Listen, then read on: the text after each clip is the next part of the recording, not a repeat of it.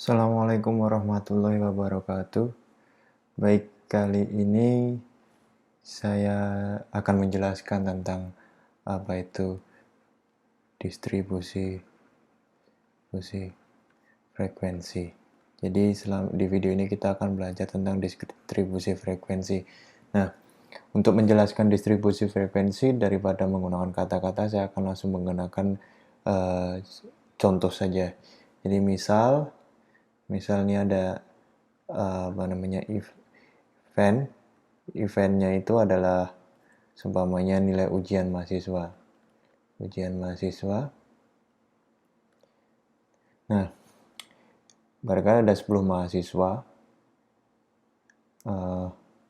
itu seumpamanya misalkan nilainya itu adalah contoh 6,2, kemudian 6,7, kemudian 8,3, kemudian 7,4, kemudian 7,5, 7,7, kemudian ada 8,7, kemudian ada 7,7,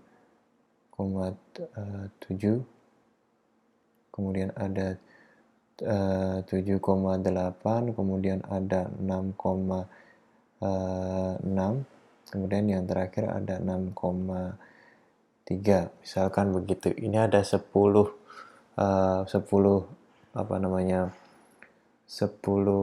data dari nilai ujian mahasiswa. Nah, pertanyaannya adalah apakah teman-teman bisa mengambil kesimpulan dari data ini? Itu karena tujuan dari statistik itu adalah bahwa kita mampu mengambil kesimpulan. Jika data tersusun seperti ini, maka pada umumnya itu kita tidak dapat mendapatkan informasi apa-apa dari data ini. Nah, salah satu hal yang bisa dilakukan adalah dengan mengkategorikannya. Nah, contoh kita bikin semacam di sini ada nilai, kemudian di sini ada jumlahnya. Nah, kita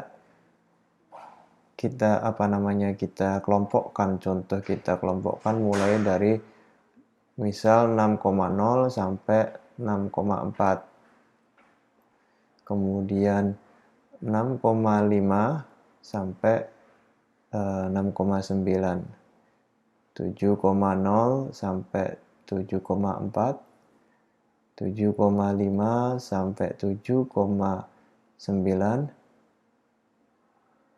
kemudian 8,0 sampai 8,4, kemudian 8,5 sampai 8,9. Nah, setelah kita mengelompokkan itu, kemudian kita hitung. Cara menghitungnya adalah mungkin kita seperti kayak di pemilu, seringkali kita melihat cara menghitung voting angkanya. Kita lihat pada range angka 6,0 sampai 6,4 ada berapa aja nih? 6,2, 1. Kita klik aja 1 gini. Kemudian 6,32, berarti ada 2 data. Kemudian 6,5 sampai 69. 6,5, 1, kemudian 2, berarti ada 2. 1, 2. Kemudian 7,0 sampai 7,4. 7,0, 7,4 ada 1 di sini, kemudian ada 1. Kemudian 7,5 sampai 7,9 ada 1, 2, 3, ada 3. 1, 2, 3. Kemudian 8,0 sampai 8,4 ada 1. Ada 1. Kemudian 8,5 sampai 8,9 ada 1. Nah, ini kemudian kita angkakan. Ini 2, ini ada 2, ini ada 1, ini ada 3, kemudian ini ada 1, ini ada 1. Nah, 1, 2, 1, 2. Nah, inilah yang disebut sebagai frekuensi. Ini adalah frekuensi. Nah, ini adalah frekuensi dari kemunculan angka pada rentang kelompok ini, dan kelompok ini, kelompok ini, dan kelompok ini. Seberapa sering angka di kelompok ini pada rentang angka 6,0 sama 6,4 ini muncul di dalam event ini. Nah, inilah disebut sebagai distribusi frekuensi. Nah, nanti kita akan mempelajari bagaimana kita bisa menggambar kurva distribusi frekuensi. Oke, untuk lebih jelasnya mungkin saya akan menggunakan menggunakan contoh tabel aja lah ya. Saya hapus dulu.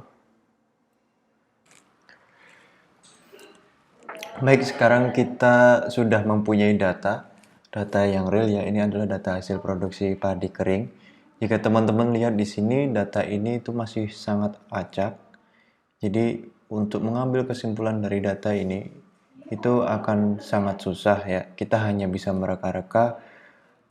Ini adalah data hasil produksi padi kering dari 100 desa. Jadi ketika ingin mengambil kesimpulan dari data yang masih mentah semacam ini, yang masih belum disusun dengan baik, kita tidak mendapatkan informasi apapun. Nah, tujuan dari distribusi frekuensi tersebut itu adalah agar kita bisa mengambil informasi dari data yang sudah kita peroleh. Nah, misal kita ingin memasukkan data yang baru. Bentar.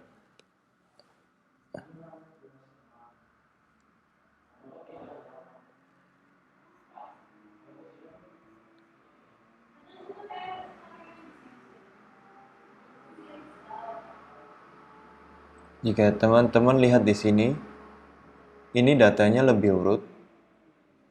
Kita masukkan. Ini datanya sama. Namun bedanya adalah data ini dia lebih urut. Jadi berbeda dengan yang ini. Kalau yang ini data masih belum diurutkan.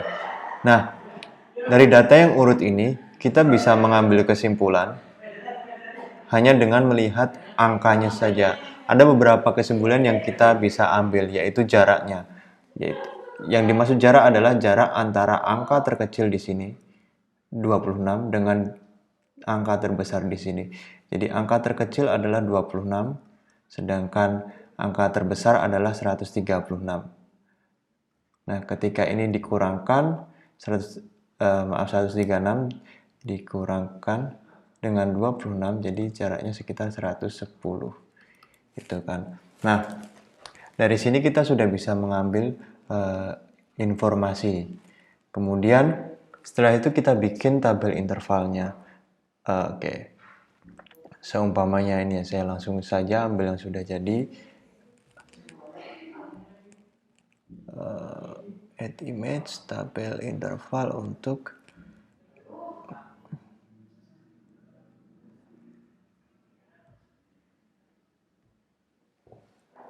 nah, ini adalah tabel interval untuk hasil produksi. Di sini kita bisa lihat bahwa hasil produksi itu diintervalkan pertama 20 sampai 34, kemudian 35 49, 50 sampai 64, 65 sampai 79. Dari sini kita bisa melihat bahwa desa kebanyakan desa menghasilkan hasil produksi sekitar pada hasil produksi 50 sampai 64 kuintal, dilihat dari jumlah frekuensi desa yang menghasilkan produksi tersebut. Kemudian DGT kedua dengan hasil produksi sebesar 35 sampai 49 kuintal, dan yang di ketiga ada 65 sampai 79 kuintal. Jadi rata-ratanya kemungkinan akan berada di wilayah ini. Karena di wilayah ini banyak desa yang menghasilkan jumlah produksi sebesar di wilayah angka ini. Nah, dari ini kita bisa mengambil beberapa informasi gitu kan dari data yang kasar ini tadi itu. Nah, sekarang pertanyaannya, apa saja sih unsur-unsur yang terdapat di dalam tabel frekuensi ini? Yang pertama itu adalah batas atas dan batas bawah. Semisal di sini kan hasil produksi yang pertama ini kan 20 sampai 34. Nah, ini adalah batas bawah dan ini adalah batas atas, gitu kan. Nah, kemudian untuk bisa mengetahui intervalnya, maka kita perlu mengurangkan antara batas atas minus batas atas interval pada range yang kedua di minus range sebelumnya. Berarti ini range yang kedua adalah 35 sampai 49, range yang pertama adalah range sebelumnya adalah range pertama itu 20 sampai 34. Nah, batas atasnya itu adalah 49, kemudian diminus dengan 34. Oke kan? Ini kelompok 1, ini kelompok 2, ini kelompok 1. Hasil dari minus ini adalah sama dengan 15. Jadi intervalnya itu adalah 15. Nah, kalau kita menganggap bahwa interval itu adalah 49 di minus 35, maka jawabannya intervalnya menjadi 14 dan ini adalah salah. Oke. Nah, hal yang perlu diperhatikan di dalam membuat tabel frekuensi adalah bagaimana teman-teman bisa mengelompokkan nilai-nilai ini tanpa harus menemukan kebingungan di mana nilai itu akan dimasukkan ke dalam kategori tertentu. Misal, seumpamanya teman-teman bikin kelompok semacam ini. Semisal, ini 20 sampai 35, kemudian di sini ada 35 sampai 50. Maka pertanyaannya adalah, ketika nilainya 35, kemana dia harus dimasukkan kelompoknya? Apakah dia dimasukkan ke kelompok ini dan atau ini? Nah, kalau dia ada di dua kelompok ini, maka ini adalah salah. Jadi perhitungan interval yang pertama adalah kita mengurangkan antara batas atas kelompok kedua atau yang terserah di mana dikurangi dengan batas atas kelompok kedua sebelumnya. Dalam kasus ini kelompok kedua dikurangi dengan kelompok sebelumnya. Nah, ini adalah 15.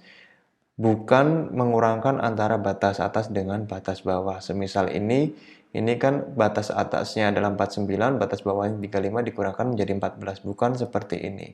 Kalau intervalnya 15, kemudian terus kita rubah seperti ini juga jenis kelompoknya, nilai kelompoknya ini juga salah. Begitu. Baik, nah sekarang kita sudah punya tabel frekuensinya, histogram frekuensinya. Semisal nih, jadi cara bacanya adalah nih, di sini dituliskan, yang benar adalah di sini dituliskan 19,5. Ini berfungsi untuk menghindari adanya kebingungan untuk angka 19,7 apakah dimasukkan ke kategori 19 atau dimasukkan ke kategori 20. Nah, pada umumnya angka 19,5 ke atas atau lebih dari 19,5 itu masuk ke kategori 20. Makanya ini dia angkanya mulai dari sini. Jadi di tepi ini 19,5, 34,5, ini ada 8 angka. Kemudian ini juga ada 8 angka. Kemudian 34,5 sampai 49,5 itu adalah 24. Ini 24 frekuensinya.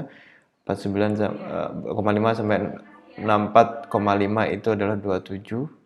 Nah, jika digambarkan, memang di sini dituliskan 49,5, tapi jika digambarkan menjadi tabel frekuensi adalah sebagai berikut ini. Itu adalah penjelasan terkait dengan tabel frekuensinya. Nah, kemudian kita lihat di sini, sebenarnya jika kita ambil titik dari tiap tengah dari tiap batang frekuensi ini di sini, kemudian di sini, kemudian di sini, titik tengahnya di sini, titik tengahnya di sini, titik tengahnya di sini, kemudian dia di sini, dia di sini, dia di sini. Sebenarnya ketika kita tarik di sini, ini kita bisa mendapatkan gambar semacam ini.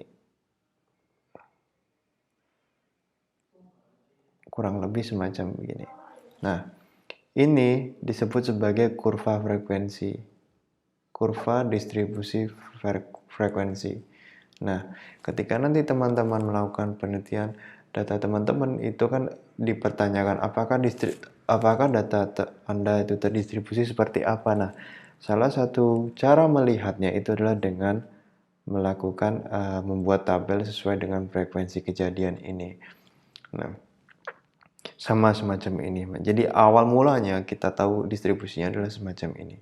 Ini adalah distribusi frekuensi. Nah, satu lagi informasi, jika teman-teman ketakutan bagaimana kita bisa untuk menentukan titik ini, bagaimana kalau kita salah. Nah, jika teman-teman takut melakukan kesalahan, caranya mudah. Teman-teman bisa mengambil jalan tengahnya, yaitu dengan cara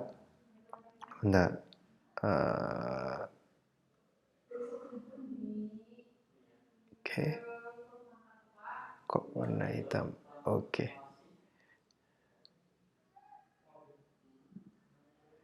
Yaitu dengan cara mengambil jalan tengah di sini. Contoh seumpamanya di sini ada 20 sampai 34, berarti kita ambil aja tengah-tengahnya. Tengah-tengahnya berarti 34 di minus 20 sama dengan adalah dibagi 2, berarti 14/2, berarti jawaban dengan 27. Berarti di sini angkanya adalah 27. Terus ini angkanya berarti 49 minus 35/2 sama dengan 14/2. Berarti ini 35 plus ini dikurung gini. 35 plus 7 sama dengan 42. Berarti di sini angkanya ada 42, kemudian dan seterusnya. Sama seperti itu. Jadi kita ambil nilai tengahnya di sini. Nah, bagaimana kita bisa menentukan interval dari masing-masing ini, dari tabel frekuensi yang ingin kita gunakan. Sebenarnya penentuan interval itu terserah dengan penggunanya, asalkan interval itu cenderung lebih mudah dipahami dan lebih mudah untuk diingat, bisa digunakan secara fleksibel. Contoh dalam kasus ini intervalnya adalah 15. 15 ini diperoleh dari 49 di minus 34. Itu sama dengan 15. Ini jawabannya. Nah, bagaimana kalau kita bikin intervalnya semacam ini. Di sini 20, kemudian di sini adalah 29, kemudian di sini 30, di sini 39, di sini 40, di sini 49. Oke. Sebenarnya juga tidak masalah, karena ini kalau seperti ini berarti intervalnya berapa?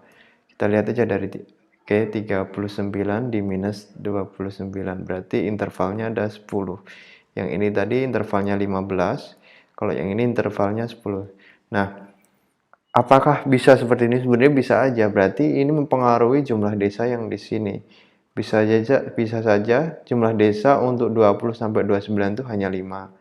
Kemudian untuk 30 sampai 39 itu bisa jadi 26 dan seterusnya. Nah, ini mempengaruhi frekuensi yang ada di sini dan otomatis mempengaruhi grafiknya nanti. Cuman meskipun itu pengaruh pun tidak terlalu besar. Nah, sekarang kita punya kasus baru. Ini agak menarik, di mana jika kita lihat di sini, ini adalah data, ini saya kasih keterangan ini adalah persebaran penduduk laki-laki. Ini data persebaran penduduk laki-laki. Kemudian ini berdasarkan usianya, dikategorikan berdasarkan usia. Nah, di sini pertanyaan saya, berapa interval ini? Intervalnya, pertama intervalnya berarti kita ambil aja ada dari kelas yang kedua dikurang batas atas kelas yang kedua dikurangi batas atas kelas sebelumnya. Berarti di sini ada 9 di minus 4. Berarti intervalnya adalah ada 5. Ini adalah intervalnya. Nah, intervalnya ada 5. Nah, kemudian yang menarik di sini itu adalah bagaimana kita bisa menentukan menggolongkan ini persebaran untuk data yang tidak tercatat ini. Ketika kita ingin menggambarkan grafik, sampai ini digambarkan grafik. Oh, ini dari 0 ya, maaf.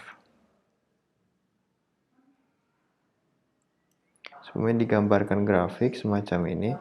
Berarti ini 0, kemudian ini ada 5, 10, 15,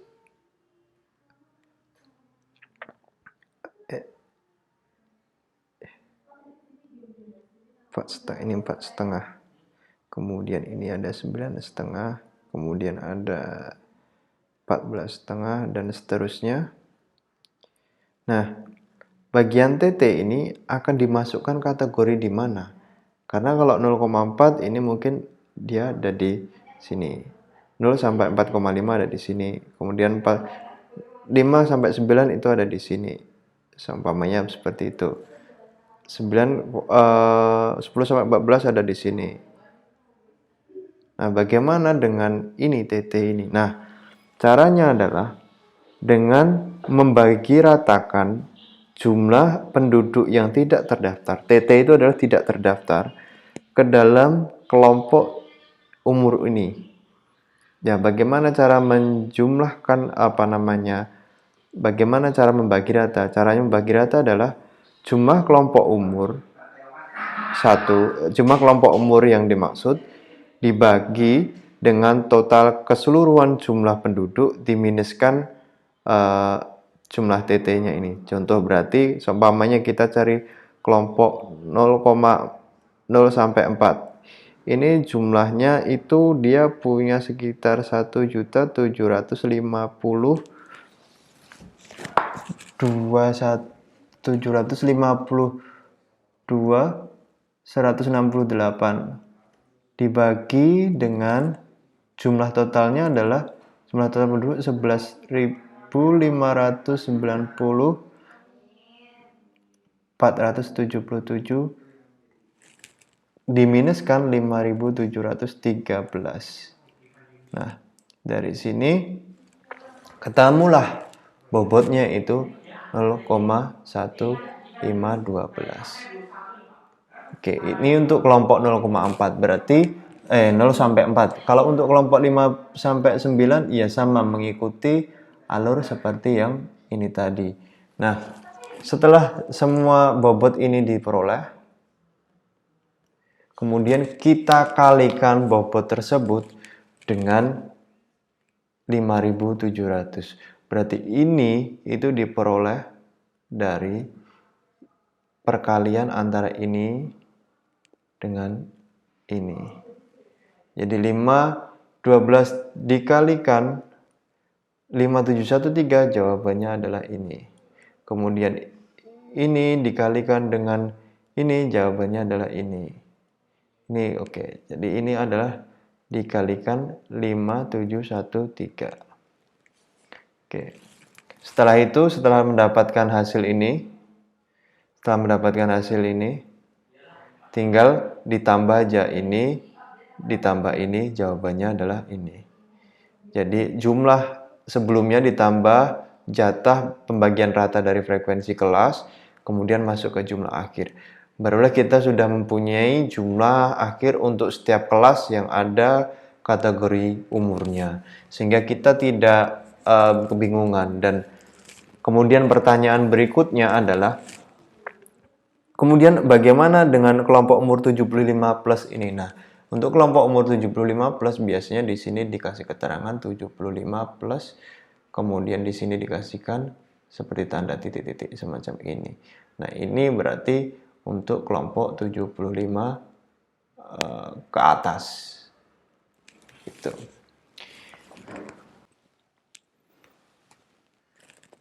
Nah, ini yang saya bilang tadi, ketika dari histogramnya kita sambung-sambung, kemudian kita bisa menemukan garis yang semacam distribusinya. Nah, kemudian ketika ingin diperlembut lagi, kita bisa membuatnya semacam ini. Diratakan.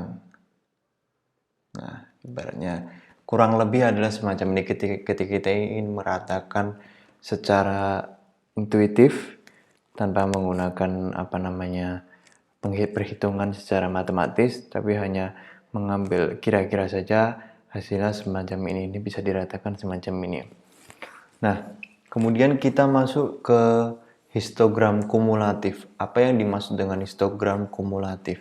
Kalau contoh yang ini tadi itu histogram biasa. Di histogram biasa, ini frekuensi kemunculannya ini pada rentang interval kelas yang sudah ditentukan. Ini di rentang 20 sampai 34, kemudian ini di rentang 35 sampai 35 sampai 49. Ini frekuensinya ada berapa. Nah, gitu. Sedangkan untuk kumulatif itu bisa dimulai dari kurang dari atau lebih dari sama dengan. Contoh, ini hasil produksi kurang dari 20 kuintal. Ternyata jumlah desa yang menghasilkan kurang dari 20 kuintal itu jumlahnya 0. Kemudian dikurang dari 35 berarti jumlahnya adalah 8. Kemudian yang 50 ini, kurang dari 50 ini bukan hanya kita memasukkan yang 24 saja, tapi 24 plus 8. Jadi jawabannya 32. Kurang dari 65, itu frekuensinya adalah 59 dan seterusnya. Hingga ke bawah sampai 100 karena jumlah desanya ada 100. Nah, kalau yang lebih dari itu berapa jumlah desa yang menghasilkan produksi lebih dari sama dengan 20? Tentu saja 100 karena semuanya menghasilkan di atas 20 kuintal. Kemudian berapa jumlah desa yang menghasilkan hasil produksi di atas 35 kuintal? Ada 92 desa dan seterusnya. Nah, ini adalah kumulatif, frekuensi kumulatif. Nah, jika digambarkan ke dalam dalam kurva, kita lihat di sini bahwa ini adalah frekuensi kurang dari, dan ini adalah poligon frekuensi untuk lebih dari. Yang garis ini adalah lebih dari, yang ini kurang dari. Jadi ini mulai dari 0, 19,5, kurang dari 19,5 itu adalah 0, kurang dari 34,5 itu adalah ada 8, kemudian kurang dari 49,5 itu adalah ada 32 frekuensinya, dan seterusnya. Sedangkan ini yang menghasilkan lebih dari 19,5 kuintal, hasil produksinya ada 100 desa. Kemudian yang lebih dari 34,5 kuintal ada 92 desa. Kemudian yang lebih dari 49,5 itu adalah 68 desa, dan seterusnya. Nah, persilangannya ini menandakan adalah rata-rata hasil produksi di 100 desa. Ini adalah kumulatif. Nah, dari kumulatif ini ini juga sering disebut sebagai kurva O'Keeffe. Nah, dari sini kita juga bisa, yang terakhir yang akan kita pelajari itu adalah terkait dengan kurva Lorenz. Apa itu kurva Lorenz? Oke. Yang dimaksud dengan kurva Lorenz itu adalah kurva atau frekuensi relatif. Jadi kita bisa membandingkan dari frekuensi yang kita cari. Contoh, di sini kita ingin menggolongkan. Kita lihat di sini. Di sini petani yang dikumulasikan dari golongan pendapatan terendah sampai dengan pendapatan tertinggi. Jadi masih dengan hasil pertanian tadi itu ada 100 desa, kemudian kita golongkan petani tersebut. Nah, Di golongan 20% pertama itu jumlah pendapatan dari tanaman padi sebagai persen dari pendapatan keseluruhan. Jadi, kita ingin menggolongkan menjadi 5, 20% pertama, 20% kedua, 20% ketiga, keempat, dan kelima. Kemudian di tiap kelompok tersebut, kita ingin tahu nih, berapa proporsi pendapatan dari total pendapatan keseluruhan. Berapa proporsi pendapatan kelompok tersebut dari total keseluruhan. Ternyata 20% pertama itu proporsinya ada 2,7. Kemudian di 20% kedua itu 6,6, 10,8, 18,1 dan seterusnya. Di secara kumulatif dia dapat dihitung semacam ini. Nah, setelah itu kita bikin kurva Lorentz-nya. Kurva Lorentz-nya itu adalah semacam ini. Kita ambil gini, ada beberapa titik nih. Titik A, kemudian titik P, titik Q, titik R, kemudian titik S. Di tiap titik A, P, di titik ini merupakan titik wajarnya. Kenapa saya bilang wajar? Contoh, di 20% pertama, ketika dia wajar dan bahwa pendapatan itu terbagi secara merata, maka di 20% pertama itu proporsi pendapatan kelompok 20% pertama itu semestinya juga 20% dari total keseluruhan. Makanya dia ada di titik 20%. Nah, kemudian di 20% kedua, semestinya proporsinya juga harusnya adalah 40% secara kumulatifnya. Jadi kan ternyata secara kumulatifnya hanya 9,3. Hanya ada di titik ini. Kemudian di 20% ketiga secara kumulatifnya harusnya itu 60% ada di titik ini, tapi ternyata dia secara kumulatifnya hanya 20,1, berarti ada di titik D ini. Dan seterusnya sampai ke E. Ketika dia sudah golongan kelima, dia 100%, makanya dia juga kumulatifnya juga 100%. Dia balik lagi. Jadi ini adalah lengkungan ini menggambarkan kumulatif ini, persentase kumulatif ini. Kemudian lurus ini, yang garis lurus tegak lurus diagonal ini itu menggambarkan idealnya. Idealnya kan berarti kalau 20% pertama yang mendapatkan proporsi 20%. Kemudian 20% kedua secara kumulatif mereka ya harusnya 40%, 20% plus 20% dan seterusnya. Ini adalah kurva Lorentz. Berarti untuk kurva Lorentz ini semakin besar gap jaraknya ini, maka semakin persebarannya itu semakin tidak merata. Semakin dia sempit, dia semakin menyempit ke sini, maka penyebarannya pun semakin rata. Gitu kan. Nah, oleh karena itu kita bisa menghitung caranya dengan menghitung rasio gini atau rasio persebaran pendapatan.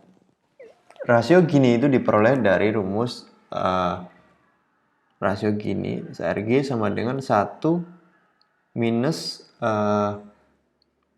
sigma, di sini ada K, kemudian di sini adalah I sama dengan 1, kemudian FI dikalikan Y bintang I minus Y bintang I minus 1 kurung tutup. Ini sama dengan ya. Nah, dari tabel ini kita bisa lihat ini dalam satuan persen ya. Ini 2,7 berarti 2,7%. Nah, setelah didesimalkan ya ini 0,027, 0,006. Kemudian pendapatan secara kumulatif berarti sama kayak ini, hanya saja ini dalam wujud desimal. Kemudian ini adalah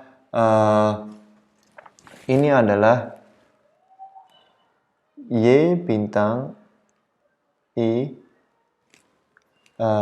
ditambah, ini maksudnya ditambah ya, sorry, ini ditambah Y bintang I minus 1. Berarti ini 0,027 ditambah ini tapi minus satunya, berarti minus satunya kan 0, berarti dia 0,027. Contoh ini 0,093, ini kan Y bintang 1, kemudian ditambah Y bintang 1 minus 1, berarti adalah 0,027. 0,093 tambah 0,027, ini ditambah, jawabannya ini. Kemudian ini ditambah, jawabannya ini. Kemudian ini ditambah, jawabannya ini. Ini ditambah, jawabannya ini. Kemudian yang terakhir ini adalah ini dikalikan dengan FI tadi itu. Jadi ini itu adalah perolehan dari ini. Berarti sama dengan ini dikalikan dengan FI-nya. FI itu merupakan persen atau proporsi jumlah masyarakat tani dalam kelas I. Masyarakat petani dalam kelas tertentu atau kelas I. Berarti di sini proporsinya adalah 20%, 20%, 20%, 20%, 20%. Yang pertama 20% berarti ini dikalikan 0,2. Jawabannya ini. Ini dikalikan 0,2. Jawabannya ini. Dan seterusnya sampai ini dan ketemulah jumlahnya ini. Setelah ketemu jumlah 0,481 berarti tinggal 1 minus 0,481. Jawabannya adalah 0,519. Oke, sama kayak ini. Oke. Itu adalah cara menghitung rasio gini. Baik, terima kasih. Cukup sekian penjelasan saya tentang frekuensi. Kita lanjutkan ke video materi pada pertemuan berikutnya. Terima kasih. Wassalamualaikum warahmatullahi wabarakatuh.